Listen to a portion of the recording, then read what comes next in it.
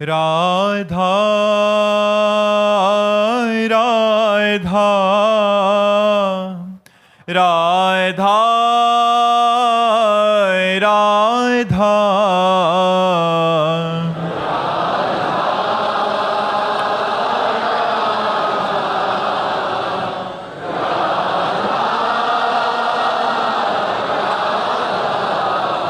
हाय राधा राधा राधा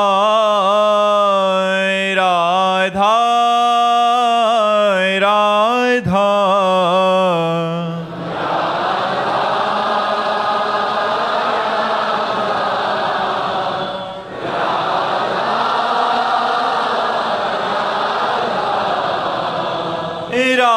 राधा राधा राधा हाय राधा राधा राधा राधा हाय राधा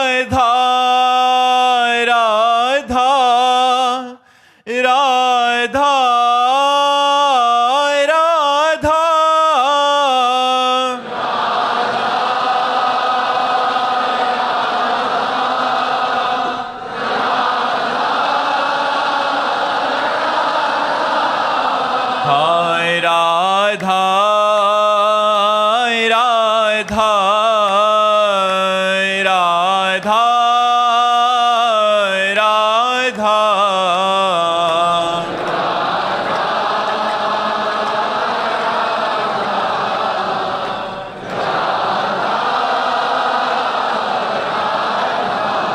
हाय राधा राधा राधा राधा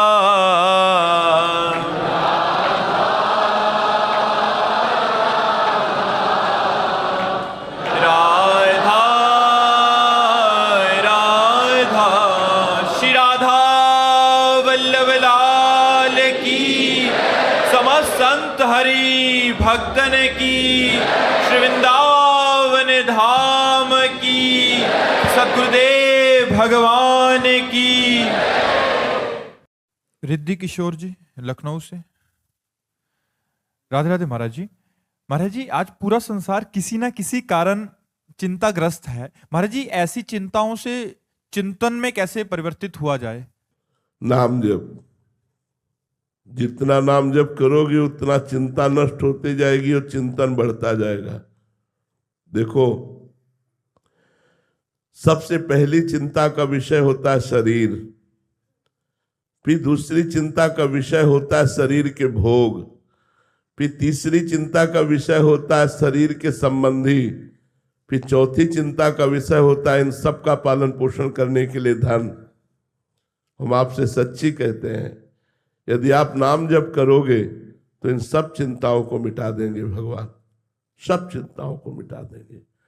न अर्थ की चिंता, न शरीर की चिंता, न परलोक की चिंता, न परिवार की चिंता, कोई चिंता छू नहीं रही और आनंद ही आनंद है।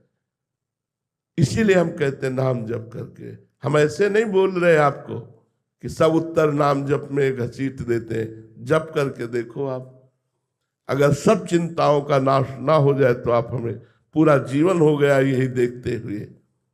आप अभी भगवान का आश्रय नहीं लिए, भगवान का नाम जप नहीं किए, इसलिए आपको लगता है ऐसा कैसे हो जाएगा। अरे जिसने अनंत ब्रह्मांडों के सृजन में किसी का सहयोग नहीं लिया, पलक झपकते ही अनंत ब्रह्मांडों की रचना कर दी, उस परमात्मा का स्मरण तुम्हारी छोटी सी कामना पूर्ण नहीं कर पाएगा, तुम्हारी छोटी सी चिंता नहीं दूर कर पाएगा। कैसी बात करते हो। भरोसा नहीं है, भजन नहीं है, इसलिए सब चिंतित है। भरोसा और भजन हो तो हर स्थिति में निश्चिंतता ही है। आप कहोगे कि आप बाबा जी हो, इसलिए ऐसा नहीं है। ऐसा नहीं कि बाबा जी होने पर ही सब चलता हो। भगवान का आश्रय ले लो, सब तुम्हारी चिंताएं नष्ट हो जाएंगी, वादा है। भगवान का आश्रय ले लो और नाम जप करो, अगर चिंताएं मिट न जाए तो मुझे कहना। आप चिंताग्रस्त हो चुकी, बहुत बड़े को भुला चुके हो। जो हमारे स्वामी हैं, जो हमारे अंशी हैं, जो हमारे ईश्वर हैं, उनको भूल चुके हो, इसलिए कर्म बंधन तुम्हें चिंता में डाले। नाम जप करो, देखो आनंदित हो जाओ। आश्रय उस परमात्मा का भजन, वही सुनने आए हो और वही सिखाने के लिए हम बैठे हैं। नाम जप करो और निश्चिंत हो जाओ, भरोसे पे हो जाओ। ऐसा काम गृहस्थी में आप देख लो, ऐसा काम बनेगा कि आप खुद निहाल हो जाओगे और निश्चिंत हो जाओगे। भगवान का भरोसा रखो और नाम जप करो, 2 बात कर लो, फिर देख लो तुम्हारा जीवन कितना आनंदमय हो जाएगा। भरोसा संसार का रखते हो, कर्म पाप करते हो, भजन करते नहीं तो चिंता, भय, शोक, डिप्रेशन ये तो आएगा ही आएगा। निगेटिव विचार आपको परेशान कर देंगे। और भजन है तो पॉजिटिव विचारों का ऐसा खेल बना रहता है कि हर समय आनंद बना रहता है। हर दुख में, हर विपत्ति में एक अद्भुत आनंद। आप सोचेंगे दुख और विपत्ति में आनंद, अरे यही तो परमात्मा की शरण का चमत्कार है कि हर दुख, हर विपत्ति में एक अद्भुत आनंद, एक अद्भुत सुख।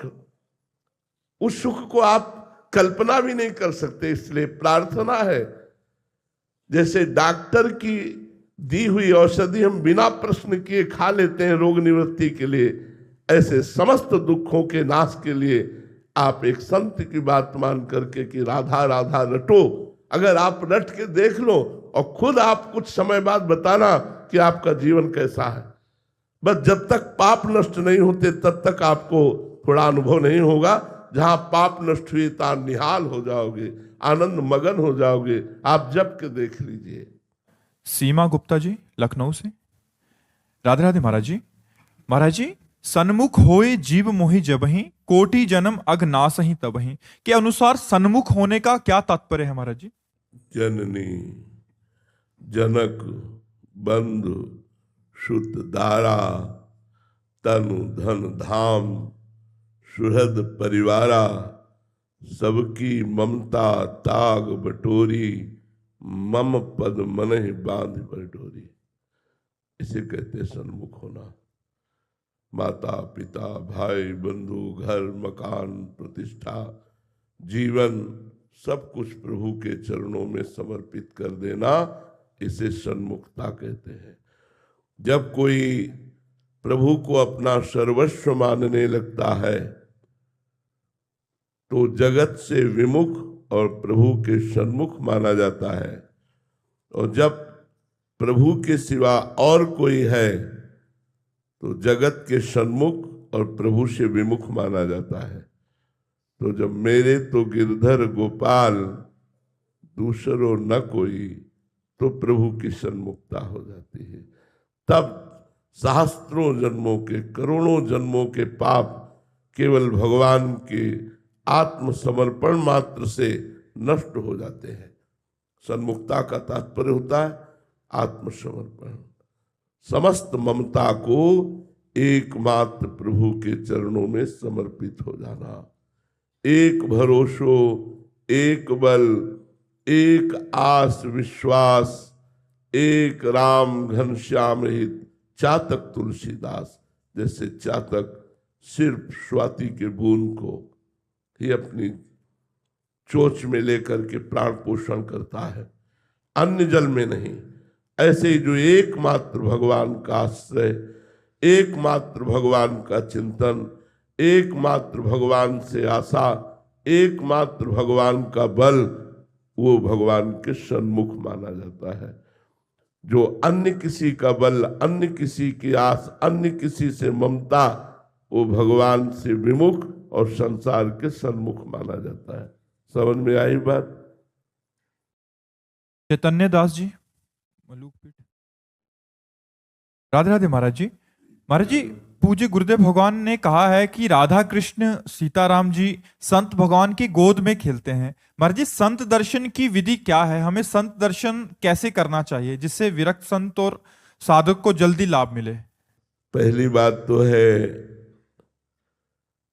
भगवान स्वयं श्री रघुनाथ जी महाराज सबरी मैया को उपदेश देते हुए कहते हैं, सातों समूह मोहि मैं जग देखा, मोते अधिक संत कर लेखा।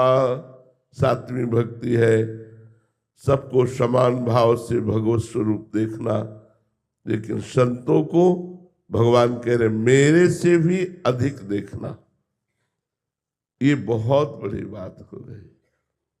सब में भगवान का भाव रख करके नमस्कार, लेकिन संत भगवान से भी बढ़कर है, ये बात मानना बहुत कठिन बात है। अगर हम संतों को केवल भगवत स्वरूप ही मान ले तो हमारा काम चल जाए। भगवान से अधिक तो मोरे मन प्रभु अस विश्वासा, राम ते अधिक राम कर दासा। क्योंकि राम जी के हृदय पर होने पर भी सकल जीव जग दीन दुखारी, लेकिन भगवान के प्रिय संत का अगर सानिध्य मिल जाए तो माया मुक्त हो जाता है, वो भगवान को प्राप्त हो जाता है, वो भगवान की कृपा में डूबने लगता है। इसलिए हम भगवान से भी अधिक भगवान के प्रेमी संतों को माने, पर बहुत कठिन बात है। संतों को संत मान लेना ही बहुत बड़ी बात है। संतों को मनुष्य मानना, संतों में दोष दर्शन करना, संतों में साधारण भाव देखना, ये तो प्रायः सबको ही देखता है। कोई बिरला संतों को भगवान मानता है, कोई बिरला भगवान से अधिक संतों को, जो संतों के प्रति भागवतिक दृष्टि रखते हैं, ये भगवान के निज पार्षद हैं, ये भगवत स्वरूप है, वही विशेष लाभ ले पाते हैं। दूसरी बात, सब आत्मस्वरूप है लेकिन सोए हुए हैं, और संत भी आत्मस्वरूप है लेकिन वो जगे हुए हैं। जगे हुए महापुरुषों का यदि संग मिले तो मोह निद्रा का नाश होकर आत्मस्वरूप का बोध हो जाए।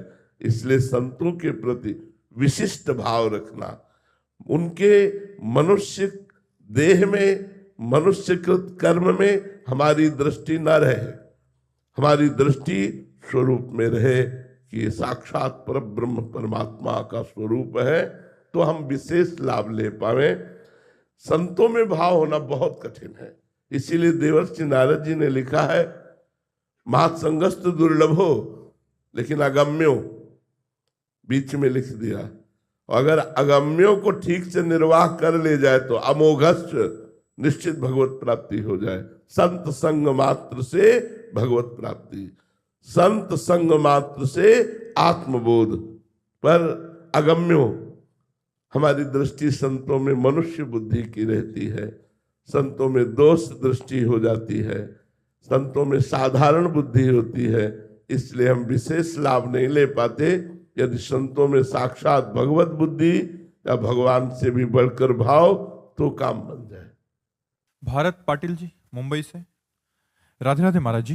महाराज जी, आपने एक बार कहा था कि भगवान कभी भक्त को वो देते ही नहीं जिसमें उसका अमंगल हो, लेकिन महाराज जी भगवान श्री राम ने भविष्य जी का राज तिलक कर दिया था, और ऐसे ही अल्ले जी और कोले जी के चरित्र में भी पाया गया कि अल्ले जी को भगवान ने वो सब कुछ दिया जो उन्होंने पूर्व जन्म में। उनका अमंगल हुआ क्या? हमें पूछते हैं क्या राज्य अमंगल है? क्या राज्य सेवा अमंगल है? क्या उनके लिए अमंगल है जो भगवत विमुख है? क्या चक्रवर्ती सम्राट महाराज अम्बरीश का अमंगल हुआ? क्या राजा धीराज जनक जी का अमंगल हुआ? क्या चक्रवर्ती सम्राट महाराज दशरथ का अमंगल हुआ? क्या नहीं। जो भक्ति युक्त होकर राज्य करता है वो स्वयं मंगल को और जगत मंगल को प्राप्त होता है। अमंगल उसके लिए होती है जो अज्ञान से युक्त और भगवत विमुख है, उसके लिए राज्य वैभव अमंगलकारी होता है। लेकिन जो भगवान के महान भक्त हैं तो विश्व का वैभव उनके लिए अमंगलकारी नहीं होता। उस वैभव से वो समस्त चराचर जगत की सेवा करके भगवान की प्रसन्नता प्राप्त करते हैं। महाराज श्री प्रहलाद जी परम अकिंचन, लेकिन भगवान ने उनको भी राज्य दिया। ध्रुव जी को अटल पदवी देने के बाद उनको भी राज्य प्रदान किया। तो सच्चे राजा तो भगवान के भक्त ही है, जो भक्ति के द्वारा सद्गुणों का विस्तार करते हुए भगवान के नाम गुण लीला धाम की महिमा का स्थापन करते हैं, वही सच्चे राजा है। तो इसमें दोष क्या आपने देखा? क्या विभीषण जी राजा बनकर दोषी हो गए क्या? नहीं, आज भी भक्ति कर रहे। एक कल्प तक का राज्य दिया, आज भी भगवान की भक्ति संपूर्ण लंका में, आज भी भगवान की भक्ति का विस्तार करते हुए वो सब गुप्त हो गए हैं प्रगट स्थान। आज भी विभीषण जी हैं, आज भी लंका का राज्य है, आज भी भगवान की अनुपायनी भक्ति का विस्तार करते हुए वो राज्य शासन करते हैं। सुधीर कुमार सैनी जी, राधे राधे महाराज जी। महाराज जी, जब कोई भी मनुष्य किसी भी आर्थिक या शारीरिक रूप से कष्ट में होता है तो कहते हैं कि वो अपने पाप भोग रहा है, तो क्या महाराज जी ऐसे व्यक्ति का सहयोग करने वाला व्यक्ति भी पापी कहलाएगा या वो पाप नहीं, कर रहा वो पुण्यात्मा कहलाएगा, वो पुण्यात्मा कहलाएगा, क्योंकि बिना भगवान के विधान की आपकी दृष्टि ही नहीं पड़ेगी। जैसे कोई आपकी दृष्टि में पड़ा कि इसको दवा दिलानी चाहिए, ये ठंडी में कांप रहा है, इसको वस्त्र देना चाहिए, ये भूखा है, इसको भोजन देना चाहिए, आपकी दृष्टि पड़ी, मतलब भगवान आपको सेवा दी। अब आप जो सेवा करेंगे आपका पुण्य होगा और उसका प्रारब्ध क्षय हो जाएगा, उसके प्रारब्ध का नाश होगा और आपका पुण्य बढ़ेगा। ऐसा नहीं कि किसी दुखी की सहायता करना उसके पाप के भागी बन जाना है, ऐसा नहीं। किसी दुखी की सहायता करना उसके दुख की निवृत्ति और आपके पुण्यों की वृद्धि, आपका नया कर्म बना और उसका आपके सद्भावना से पाप कर्म नष्ट हुआ, तभी उसको सुख मिलेगा और आपको पुण्य बढ़ेगा। कृष्ण कन्हैया जी अंबाला से, राधे राधे महाराज जी। महाराज जी, शुद्ध भक्ति बिना दिखावे और बिना प्रपंच के कैसे करें? अंदर ही अंदर नाम जप करो। नाम जप ही भगवान की भक्ति का प्रधान अंग है और इसमें किसी भी तरह का कोई दिखावा नहीं है। अभ्यास के लिए काउंटर या माला की जरूरत होती है। अगर हम बिना माला और काउंटर के भी अभ्यास करें, कोई बाहरी चिन्ह नहीं, आप महान भक्त भी हैं और बाहरी कुछ देखने में भी नहीं आ रहा, ये भगवान का नाम निरंतर चलना ही सबसे बड़ी भक्ति का स्वरूप है। अव्यावृत भजनात् ये भक्ति का स्वरूप है। अखंड भजन, निरंतर नाम जब चल रहा है, ये तो हमारे आचार्यों द्वारा प्रदान की हुई वेशभूषा है। आचार्यों द्वारा तिलक कंठी वेशभूषा प्रदान की जाती है, ये भी भक्ति में सहायक होती है। पर यदि कोई इसे ना धारण करे और भक्ति करना चाहे तो भगवान का निरंतर नाम जप करे, इसमें कोई भी किसी भी तरह के दिखावे की जरूरत नहीं है। खूब अंदर ही अंदर भगवान का नाम जप करे। अपवित्र हो या पवित्र हो, पढ़ा लिखा हो या मूर्ख हो, बूढ़ा हो या जवान हो, कहीं कैसा भी हो, पुरुष नपुंसक नारीवा जीव चराचर कोई, सर्व भाव भज कपट तज मोहि परम प्रिय सोई। भगवान कह रहे प्रिय ही नहीं, वो परम प्रिय है। चाहे स्त्री हो, चाहे पुरुष हो, चाहे नपुंसक कोई भी हो, यदि मेरा नाम जप करता है कपट त्याग करके, छल त्याग करके, तो भगवान कहते हैं मुझे परम प्रिय है। सुख निधि शरण जी वृंदावन से, राधे राधे महाराज जी। महाराज जी दंडवत प्रणाम। महाराज जी, जन्म जन्म मुनि जतनु कराही, अंत राम कही आवत नाही। महाराज जी, अनेक जन्मों में मुनिजन भजन साधन करते हैं, फिर अंतिम समय में ऐसा क्या होता है कि वो भगवान नाम नहीं ले पाते? तो आपने ऐसा अर्थ क्यों किया? इसका सही अर्थ करो ना। जन्म जन्म मुनि जतन कराही और अंत राम कही आवत नहीं। फिर वो सृष्टि में नहीं आते, उनका जन्म मरण नष्ट हो जाता। अधूरा अर्थ क्यों करते हैं आप? ऐसा अर्थ क्यों किया कि अंत में राम का स्मरण नहीं होता? सही अर्थ करो। जन्म जन्म मुनि जतन कराही। जब मुनि जन जन्म जन्मांतर भजन करते हैं तो अंत में भगवान राम का स्मरण होता है और फिर वो सृष्टि चक्र में नहीं आते। देखो ना, जन्म जन्म मुनि जतन कराही, अंत राम कही आवत नहीं। वो इस सृष्टि में आते नहीं। क्या परेशानी है? अर्थ सही करो तो कोई परेशानी नहीं, और अर्थ का अनर्थ घसीटो तो परेशानी है। अरे जन्म जन्मांतर अभ्यास करे और उनका भगवान का स्मरण न हो, इतना स्मरण छोटा हो गया, कैसी बात करते हो। स्पष्ट उसका अर्थ है, जन्म जन्म मुनि जतन कराही और अंतराम कही आवत नहीं, इस सृष्टि में पुनः नहीं आते। समस्या का समाधान है कि नहीं इसी में जी। रौनक जी नेपाल से, राधे राधे महाराज जी। महाराज जी, कर्ता भाव नष्ट नहीं हो रहा, ये अहम बार बार गिराता रहता है, नाथ कृपा करो। हाँ, इसको समर्पण भाव में ले आओ, कोई बात नहीं, मैंने किया लेकिन हे कृष्ण मैं आपको अर्पित करता हूं। कृष्णार्पणम वस्तु, पानी से लेकर, भोजन से लेकर, वस्त्र से लेकर, कर्म से लेकर, सब कुछ कृष्णार्पणम वस्तु। खत्म खेल अहंकार का। अहंकार से भरकर हम कर रहे हैं, लेकिन उस कर्म को हम कृष्णार्पणम वस्तु कर दे रहे हैं, बढ़िया काम हो गया। वो अहंकार का फल नहीं मिलेगा, कृष्णार्पणम वस्तु का फल मिलेगा। हर कर्म को कृष्णार्पणम वस्तु कर दो, हर पदार्थ को कृष्णार्पणम वस्तु कर दो, हर विचार को कृष्णार्पणम वस्तु कर दो, परम भक्त बन जाओगे। अहंकार इसी से गलित होता है। साधन में लगो, ये भागवत धर्म है। यत करोषि, जो कर रहे हैं वो तदर्पणम, आपको अर्पित कर रहे हैं, हो गया भागवत कर्म। जो भी कर रहे हो, एक जन्म या अनेक जन्म की आदतों से, अहंकार से, स्वभाव से, जो भी वो भगवत अर्पणम वस्तु। समझ रहे हो ना, कोई परेशानी नहीं, रोग अपने आप ठीक हो जाएगा। कृष्णार्पणम वस्तु जब सब होता रहेगा तो अहंकार नष्ट होकर दैन्यता आ जाएगी। भगवान अहंकार को हटा के दैन्यता प्रदान कर देंगे। गीतिका जी हरियाणा से, राधे वल्लभ श्री हरिवंश महाराज जी। महाराज जी, गुरुदेव, यदि वो मैं वही हूं जो शास्त्र कहते हैं, ना जन्म लेने वाली हूं, ना मरने वाली, ना करता ना भोगता, तो फिर मैं जो रोज डरती हूं, टूटती हूं, उम्मीद करती हूं, भटकती हूं, वो कौन है? यदि ये अहंकार है तो इसका वास्तविक क्यों लगता है मुझे? देखो, पहली बात तो इतना ज्ञान छा गया है कि आप अपने को शास्त्रीय शब्द बोलते हुए स्त्रीलिंग में बोल रहे हैं ना। आध्यात्मिक प्रश्न करते हुए भी स्त्रीलिंग में बोल रहे हैं, अर्थात आप अपने को स्त्री माने हुए है ना।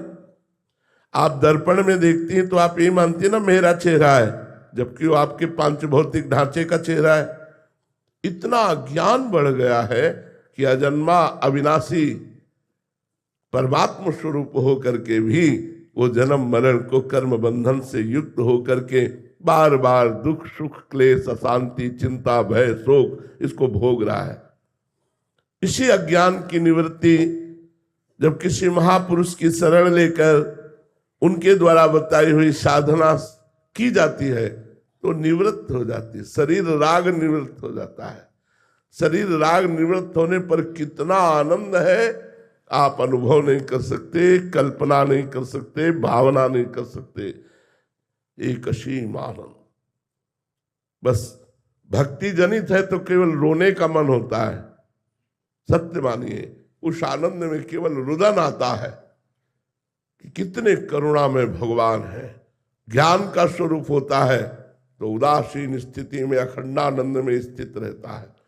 इसलिए साधना करनी पड़ेगी, ये बुद्धिगत तो है नहीं। साधना से जब ज्ञान उदय होगा, श्रद्धावान लभते ज्ञानम तत्परासहितेन्द्रिया ज्ञानम लब्ध्वा पराम शांति मचिरेणाधिगच्छति। जब श्रद्धा से किसी महापुरुष का आश्रय लोगी तो वचन ज्ञान होगा, और जब वचन ज्ञान से इंद्रियों को अपने अधीन करोगी तो सत्य ज्ञान प्रकाशित होगा, जिससे आप अपने स्वरूप को जान जाएंगी और जन्म मरण से मुक्त हो जाएंगे। Doctor KG. गुप्ता जी, राधे राधे महाराज जी। महाराज जी, रसिक संतों की संगति के बिना प्रेम लक्षणा भक्ति प्रकट में नहीं हो सकती हृदय में। महाराज जी, जो भक्त वृंदावन के आश्रित हैं लेकिन अभी उन्हें वास नहीं मिल पा रहा, तो उन्हें रसिक संतों का साथ कैसे प्राप्त हो सकता है? वचन के द्वारा। कलयुग भगवान की इतनी कृपा है कि मोबाइल की रचना हो गई है, तो कहीं से भी बैठे आप सुन सकते हो, अमेरिका से बैठे सुन सकते हो। आप लोग मोबाइल की ही प्रेरणा से तो यहाँ बैठे हो। प्रगट में अगर आए हो तो मोबाइल ही बुला के लाया है आपको। तो अगर मोबाइल से हम संतों का संग सुने तो केवल भावना है ना। हम आंख मूंद ले, प्रवचन सुन रहे हो, भावना कर रहे हैं, राधा के कुंज में बैठे सुन रहे हैं तो वहीं बैठे सुन रहे हैं। हम भावना करें तो कलयुग में सत्संग बहुत सुलभ हो गया। नहीं, आप विचार करो, हम वृंदावन में बोलते लेकिन वृंदावन की चार दीवारी के बाहर आवाज न जाती। आज देश विदेश सब जगह यहाँ जो बोला जाता है वो पहुंच जाता है। कितनी कृपा कलयुग में भक्ति के लिए कितना सहज कर दिया गया कि हम दूर देशों में बैठकर अपने संतों की वाणी सुन सकते हैं। बड़े बड़े संत भगवान कृपा करके बोलते हैं और अपनी वाणी को YouTube में डलवा देते हैं। तो सोशल मीडिया के स्तर पर देखो तो कितने संतों की वाणी है। खूब सुनो, खूब सत्संग करो, चाहे जिस संप्रदाय का, चाहे जिस रस का, चाहे जिस मार्ग का आपको अष्टांग योग, सांख्य योग, कर्म योग, भक्ति योग, प्रेम योग, सबके सत्संग मिलेंगे। जहां जिस महापुरुष के प्रति आपकी श्रद्धा हो उसी का सर्च करो और सत्संग सुनो। और कभी कभी आकर के प्रगट में बैठ जाया करो, बकाया रोज सत्संग सुनो, मोबाइल से बढ़िया काम बन जाएगा। बहुत से ऐसे भाई लोग हैं जो आए तो आज है, सुधर पहले गए हैं। आए आज हैं लेकिन अपने जीवन को सुधार पहले लिया है मोबाइल से। तो हमें लगता है प्रगट सत्संग ही मोबाइल में जो पहुंचता है वो प्रगट सत्संग जैसा ही लाभ देता है, यदि हम श्रद्धा और विश्वास के साथ सुने और आचरण में उतारें। रजनीश गुप्ता जी, राधे राधे महाराज जी।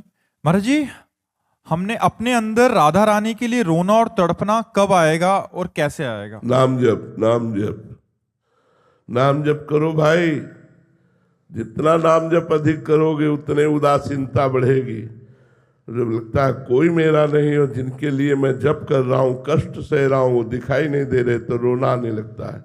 यही रोना विरह बन जाता है और यही विरह मिलन करवा देता है। नाम जप करो।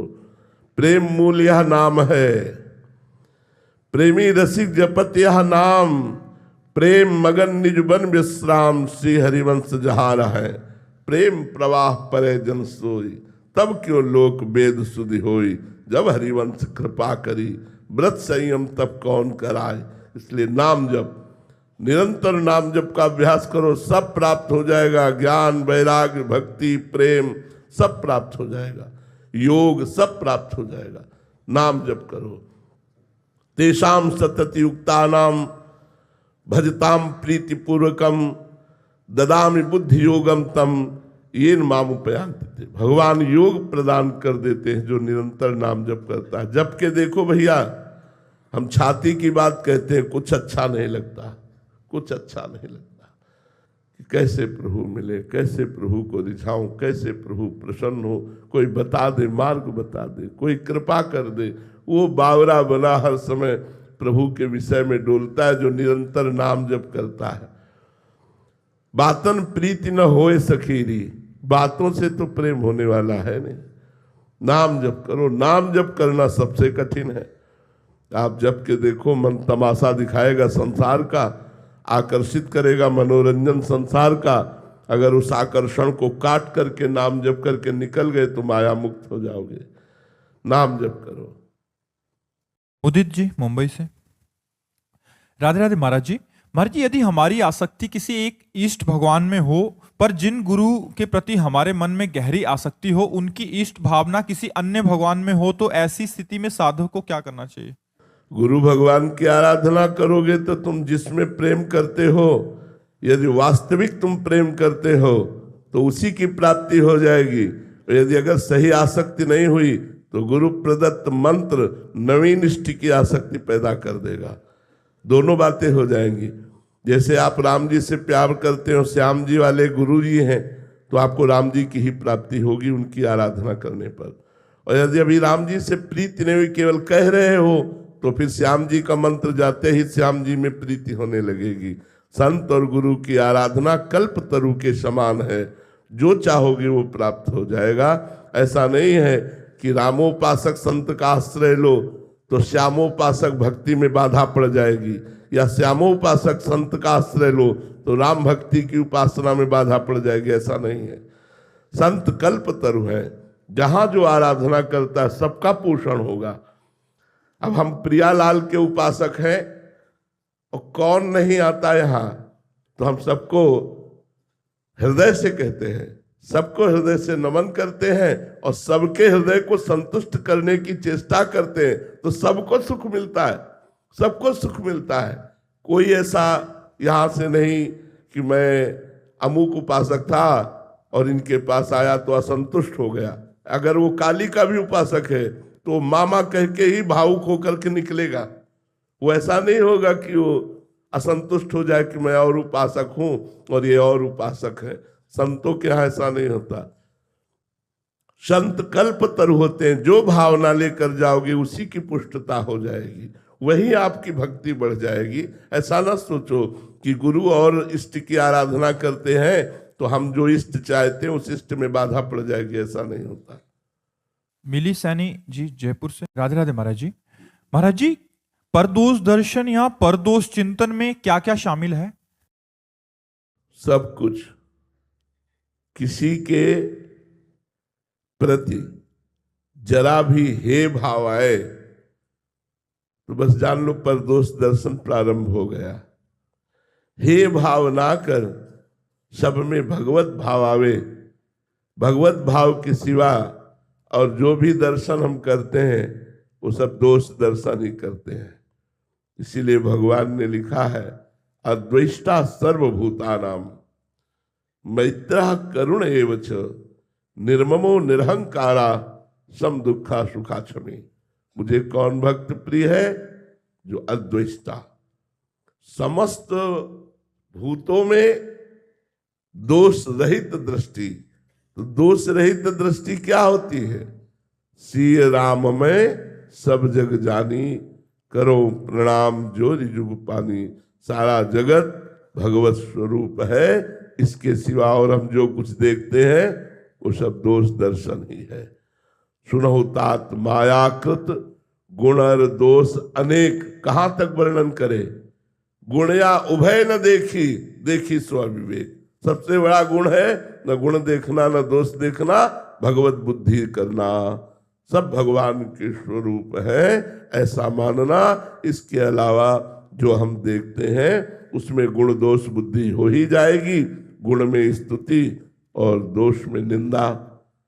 जहां स्तुति निंदा के चक्कर में पड़ा तो माया प्रपंच उसे फंसा लेता है और उसके हृदय को मलिन करके कामादि दोषों से युक्त कर देता है।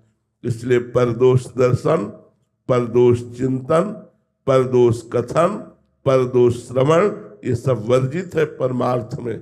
जहां पर चर्चा शुरू हो भगवत चर्चा के सिवा, वहीं रोक देना चाहिए। तब सुख हरिवंश गुण नाम रसना रटत और बहुवचन अति दुखदानी।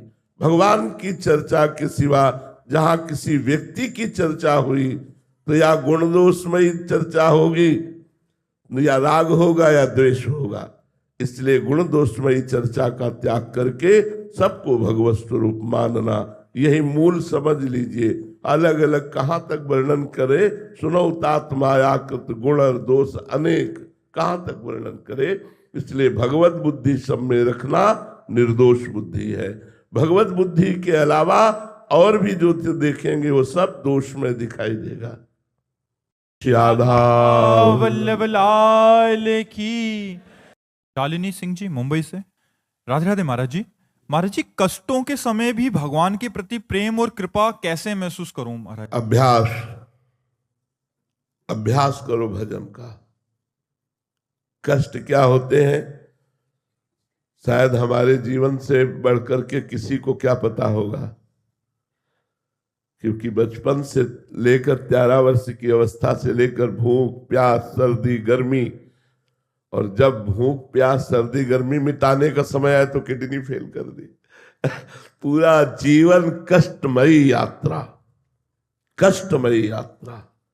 वृंदावन के सिवा पूरे जीवन में कभी रसोई से गर्म रोटी निकली हो और हम बैठकर पाए हो, ऐसा पूरा जीवन नहीं।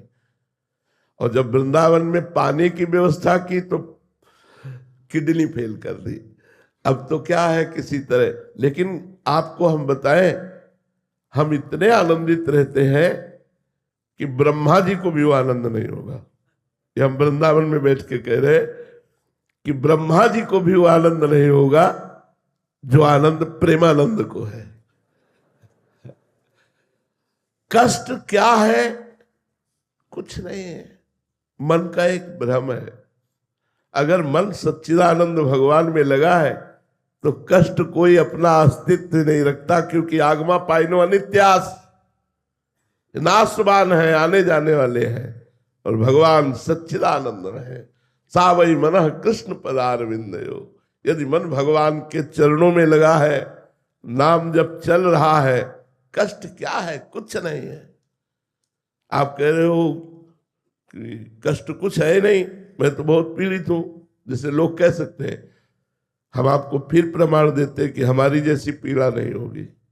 पूरे शरीर में हर समय पीड़ा ही पीड़ा, कोई अंग नहीं जो पीड़ा न करता हो, क्योंकि किडनी फेल है। जरा सा इन्फेक्शन पूरे शरीर में हाहाकार मचा देता है। लेकिन कोई दिन अभी तक वर्षों से ऐसा नहीं हुआ कि कोई दिनचर्या टूटी हो। और क्या क्या नहीं हुआ होता है, वो तो जो पास रहते हो जानते हैं। लेकिन आपके सामने बिल्कुल शुद्ध, स्वस्थ, पवित्र। क्यों? क्योंकि भगवान का कृपा प्रसाद निरंतर प्राप्त होता रहता है, भगवान में चित्त जुड़ा रहता है, इसलिए हम हर समय आनंदित रहते हैं। कष्ट कष्ट ही नहीं है। भगवान का जहां स्मरण है वो कष्ट कष्ट ही नहीं है। कष्ट और विपत्ति तो तब है जब भगवान का स्मरण न हो। कहा हनुमंत विपत्ति प्रभु सोई, जब तो सुमिरन भजन न होई। भगवान का सुमिरन नहीं हो रहा, वही विपत्ति है। महाराज जी, क्या आपको शरीर में कष्ट है ये समझ आ रही है? क्योंकि हम पास रहते हैं, दर्द तो होता है, बट महाराज जी उस समय आप क्या विचार करते हैं, या इसका ध्यान ही नहीं करते हैं, क्या होता है महाराज जी? ऐसे कष्ट नजर आता है जैसे पड़ोसी के नजर आता हो। हमको कष्ट ऐसे नजर आता है जैसे पड़ोसी के नजर आता हो। तो हम सुरक्षित हैं, शरीर बीमार है। महाराज ये समझ नहीं आ रही महाराज जी। कैसे समझ में? गोस्वामी जी ने लिखा है, यह रहस्य रघुनाथ कर बेगी न जाने कोई, जो जाने रघुपति कृपा सपन्यों मोह न होई। जो भगवान के रहस्य को, अपने स्वरूप को जान जाता है तो वो फिर भ्रमित नहीं होता। इसलिए भयानक से भयानक पीड़ा में भी भगवदानंद बना रहता है। और भगवदानंद के प्रभाव से किंचन मात्र दुख का अनुभव नहीं होता। पहेली का कब रहस्य समझ आएगा महाराज? जब चित्त वृत्ति एक भी सेकेंड के लिए संसार में नहीं जाएगी, केवल भगवान में रहेगी, तब इस पहेली का। तभी एक ने कहा था, हम आपको जान गए। तुम कहा नहीं भैया, तुम पांच भौतिक शरीर को देखकर कह रहे हो जान गए, प्रेमानंद को जान लोगे तो तुम निहाल हो जाओगे। प्रेमानंद को तुमने नहीं जाना, पांच भौतिक शरीर को देखकर तुम कह रहे हो हमें नहीं जाना। हमें जान जाओगे तो निहाल हो जाओगे, निर्विकार हो जाओगे, दुखों का अंत हो जाएगा। महाराज जी आप कौन है?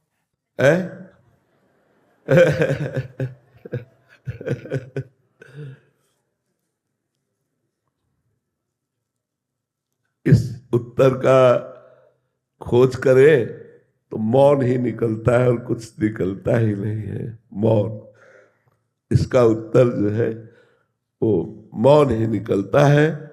हाँ, प्रकट में वचन के द्वारा हम ये कह सकते हैं हम राधा दासी हैं, हम प्रियजू की सहचरी हैं। लेकिन क्या हमारा स्वरूप है? इस पांच भौतिक प्राकृतिक वाणी की सामर्थ्य नहीं कि हमारे स्वरूप का वर्णन कर सके। महाराज जी हम जैसों को अनुभव हो सकता है उसका? हो सकता है, जब पूर्ण आज्ञा का पालन करते हुए आप अनुभव करना चाहें और हम कराना चाहें। आप अनुभव करना चाहें, हम कराना चाहें तो हो सकता है। जो किशोरी मात्मानम किमी सुकुमारी कले, जो किशोरी जी का स्वरूप है, ठीक प्रतिबिंब रूप सहचरी होती है। जो लाडली जी का स्वरूप है कि कोटि कोटि रसना जो रोम रोम प्रति होए, प्यारी जू के रूप को न प्रमाण कहो जात है, ऐसे ही करोड़ों रचना हो तो प्यारी जी की सहचरी का स्वरूप वर्णन नहीं हो सकता।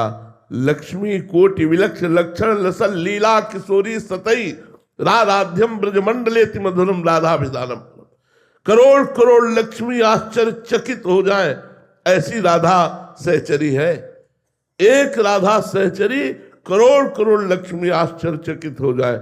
अब ये इसीलिए ये चर्चा कभी हम करते नहीं, क्योंकि ये एकांतिक और हृदय का विषय है। तो जब गुरु कृपा करते हैं, लाडली जी कृपा करती हैं, तब समझ में आता है कि मैं किसके पास हूं। अभी जैसे आप हो तो माया का पर्दा लगा हुआ है हमारे आसपास। आपको एक पुरुष दिखाई देगा, आपको एक साधक दिखाई देगा, आपको एक संत दिखाई देगा, लेकिन हम जो है वो नहीं देख पाओगे। पर्दा लगा त्रिगुणात्मिका माया का, और वो पर्दा जो हटेगा तो उसी के सामने हटेगा जो उतनी योग्यता भजन के द्वारा प्राप्त की है, और वो हटाना चाहे पर वो बेपरद आना चाहे, तब वो दर्शन हो जाते हैं कि हमारे गुरुदेव क्या है। जैसे गुरु के लिए कहा गया साक्षात पर ब्रह्म परमात्मा, गुरुर् ब्रह्मा गुरुर्विष्णु गुरुदेव महेश्वरा, गुरु साक्षात पर ब्रह्म तस्मै श्री गुरुवे नमः। कहाँ आप गुरु को साक्षात पर ब्रह्म देख पा रहे हैं? गुरु को एक मनुष्य रूप देख पा रहे हैं। पर ब्रह्म, तो फिर हमें साक्षात्कार किसका करना है? मैं अपने गुरुदेव को देख रहा हूं, पर ब्रह्म को देख रहा हूं। मैं अपने गुरुदेव से बात कर रहा हूं, पर ब्रह्म से बात कर रहा हूं। मुझे अब और कोई पर ब्रह्म नहीं चाहिए। ध्यान मूलम गुरु मूर्ति, पूजा मूलम गुरु पदम, मंत्र मूलम गुरु वाक्यम, मोक्ष मूलम गुरु कृपा। शिष्य निहाल हो जाए यदि गुरु को ऐसे मान ले, ऐसे समझ ले, और भगवान की कृपा से ऐसी समझ आती है। भगवान ने जो सेवा दी है, अपना यदि कर्तव्य कर्म हम भगवान की पूजा मान करके करें तो बहुत बड़ी सेवा मिली है। हमारे राष्ट्र की सेवा, हमारे समाज की सेवा, ये सब भगवत स्वरूप है। हम कभी भय और प्रलोभन से परास्त ना हो, भय और प्रलोभन से परास्त ना हो, और अपने कर्तव्य का पालन करते हुए भगवान का स्मरण करें, तो इसी से भगवत प्राप्ति हो जाएगी। यही भगवान की पूजा है। अर्जुन जी ने कहा मैं युद्ध न करके संन्यास लेना चाहता हूँ। भगवान ने मना किया कि संन्यास न लेकर युद्ध करना अनिवार्य है। अर्थात भगवान अपने कर्तव्य पर बहुत ध्यान देने की बात करते हैं। तो जो आपका पद है, जो आपका कर्तव्य है, वो राष्ट्र सेवा से युक्त है। आप खूब मनोयोग से अपने कर्तव्य का पालन करें और भगवान की स्मृति से युक्त रहें, क्योंकि सारा का सारा खेल भगवान का ही है।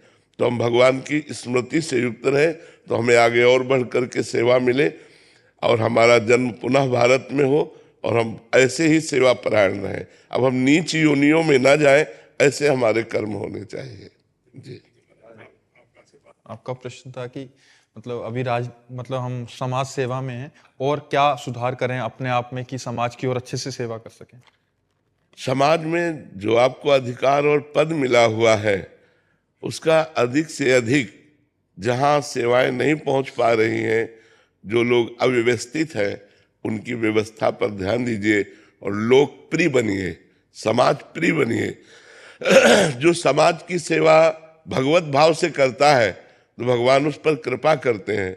जैसे हम 100 रुपया ठीक से खर्चा कर दे तो पिता 1000 देता है, और 1000 ठीक से खर्चा कर दे तो 1 लाख देने की। ऐसे हमें जो पद मिला है इसका हम सदुपयोग करें, इसका हम समाज को सुख पहुंचाएं, और अगला जन्म जो मिलेगा फिर इससे भी प्रकाशवान मिलेगा। इसलिए हमें धर्म कार्य करते हुए समाज को सुख पहुंचाने की चेष्टा सोचनी चाहिए।